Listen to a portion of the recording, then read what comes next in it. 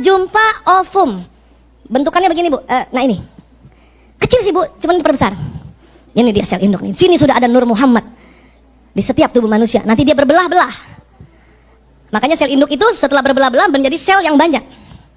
Ya, banyak. Ini teorinya ya. Kita nggak usah hafalin. Cuman saya mau bilang bahwa ini ada landasan ilmiahnya. Ya. Next lagi. Jadi ada dokter Korea yang mencoba ngambil sel induk jantung seseorang. Ya, ini jantung orang udah mau rusak, diambil sel induknya. Ya, lewat sum-sum tulang belakang. Itu susah banget loh Bu. Nih stem cell dicari mana sel induknya. Baru dimasukin lagi. Bersihin, masukin lagi, ya. Sehingga jantung yang selnya rusak jadi bagus. Nah, yang unik adalah, oke, next lagi. Jadi ada sebuah wawancara di Al Jazeera Channel, dokter Korea yang tadi dipertemukan dokter, ya, dokter Raja Arab yang juga orang sufi. Dan mereka berkesimpulan sel induk itulah Nur Muhammad SAW. Ya, jadi ini bukan kata Aisyah ya Bu, ini penelitian dari dokter-dokter yang juga sufi. Ya, dan ternyata ngambil sel induk itu sudah ada sejak zaman Ibnu Sina, Avicenna. Paham ya Bu? Nah terus ternyata di mana sel induk itu kalau kita mau cari? Ada di plasenta bayi. Makanya sekarang ada budaya plasenta disimpan untuk dijaga stem selnya. Besok-besok yang punya plasenta sakit diambil dari situ. Dan gak cuman punya dia saja, omnya, keluarga adeknya, tantenya, dari ayah, dari ibu juga bisa ambil. Apalagi penyakit autoimun, bisa ambil dari situ. Disimpannya di suhu minus 195,6 derajat untuk menjaga kualitasnya. Namun itu berbayar Ibu.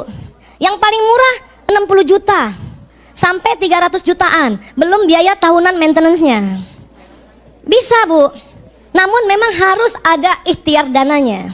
Dan juga kalau diambil masukin ke tubuh tuh sakit. Ya.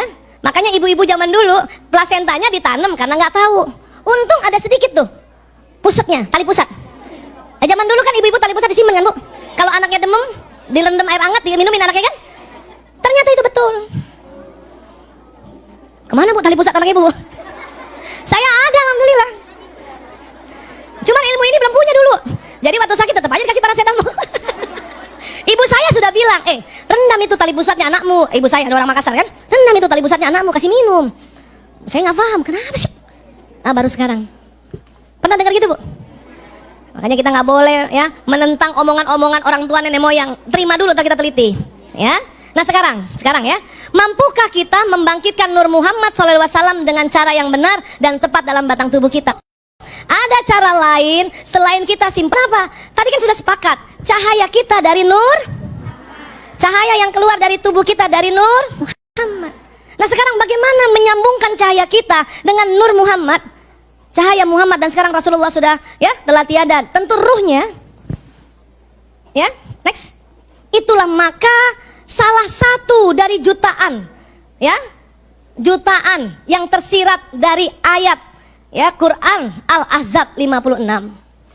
Bismillahirrahmanirrahim. Innallaha wa malaikatihi yusholluna 'alan nabi. Terus apa lagi? Ya ayyuhallazina amanu shollu alaihi wasallimu tasliman. Kenapa sih disuruh?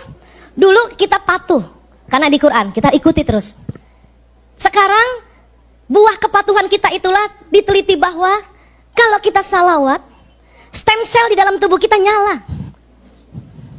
Karena tubuh kita itu dari stem cell. Stem cell itu dari Nur. Maka kalau ibu jantungnya agak sakit, ya, jangan cepat-cepat minum obat dokter dulu. Langsung Allahumma shalli wa sallim ala sayyidina Muhammad, Allahumma shalli wa sallim. Kenapa harus diulang-ulang? Stem cell agak di dalam tubuh. Ini jantung segede itu di agak dalam. Jadi harus diulang-ulang.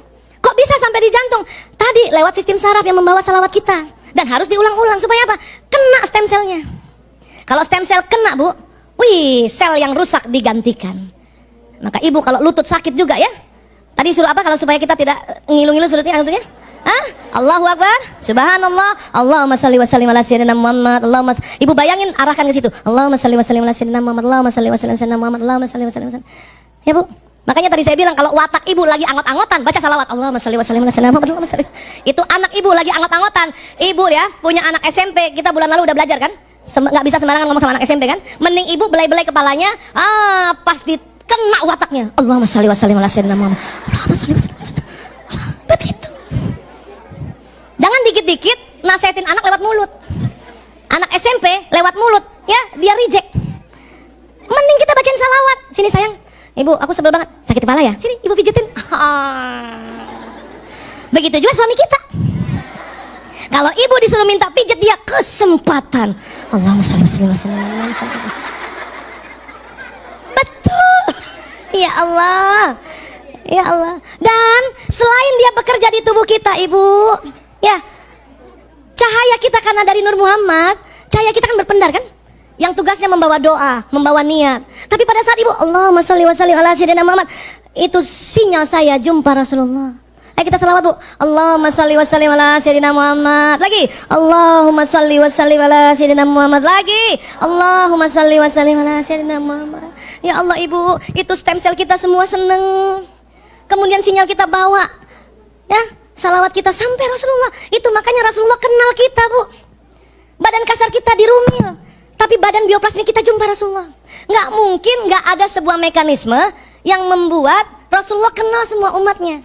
Ternyata lewat salawat itu, apa yang datang? Sinyal, ruh, nur. Tadi ini salawat kita bu, Rasulullah langsung tahu, oh ini ada Aisyah Dahlan datang, ada Ibu Yanti Iwan datang, ada Bunda Ineke datang. Yang ikut salawat tadi ya, yang tadi diam aja enggak. Paham? Makanya mengapa buka doa dengan salawat?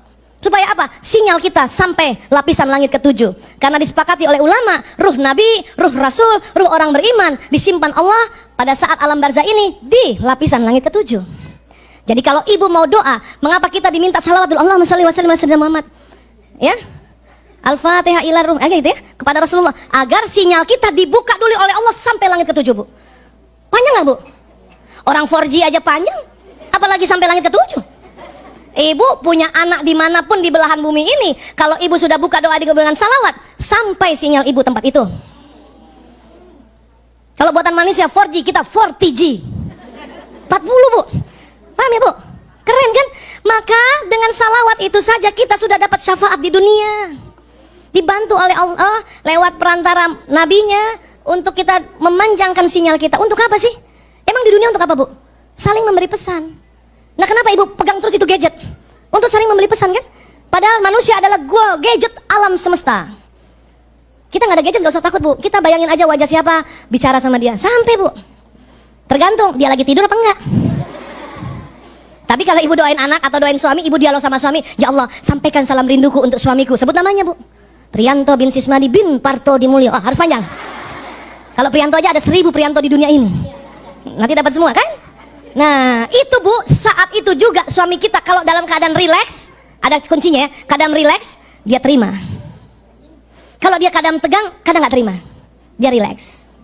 Tapi nggak usah juga sampai rumah, ayah rasa nggak tadi aku salamkan rindu? Nggak usah juga begitu. Ngapain sih cek and recheck, kepo banget. Kemudian ya, makanya banyak sekali hadis-hadis Rasulullah meminta kita bersalawat. Ya, salah satunya barang siapa membaca salawat untukku pada waktu subuh sebanyak 10 kali dan pada waktu sore sebanyak 10 kali, maka ia akan memperoleh syafaatku pada hari kiamat. Gak mungkin ada mekanisme yang tidak menghubungkan kita dengan Nabi saat ini. Apa itu? Badan bioplasmi kita, sinyal kita. Ya Allah. Bahkan salah satu hadis Rasulullah ya mengatakan, kalau ada hambaku bersalawat, ruhku kembali lagi ke jasadku dan menjawabnya. Makanya kalau kita lagi di Raodah, Bu, itu dekat sekali sama Rabbi, baik jasad dan ruhnya. Mau ke sana, Bu? Yuk. Insyaallah ya, luar biasa ya.